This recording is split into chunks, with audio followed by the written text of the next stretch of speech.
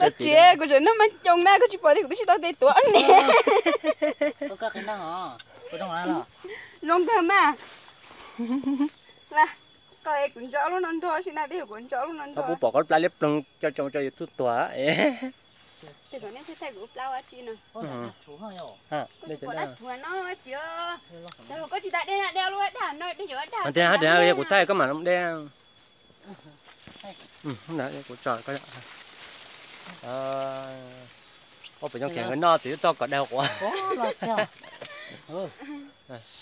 Cá tiêu à. Chứ han à. Bác trẻ nó hơn đáp đi dù là lừa chúng mình đi. Chứ thôi lia bao lò chứ thôi đó. Chứ thôi đã cái rồi chỉ cho thôi lia đấy. Chứ thôi lia cá đó lò. Cha cho lia. Đã cái gì không?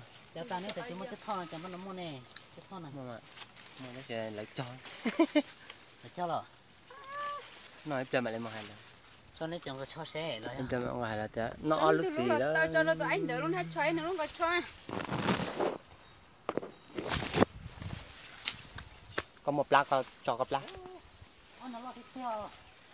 Cái đồ cái hò. Chỉ có tao là trẻ con luôn đúng.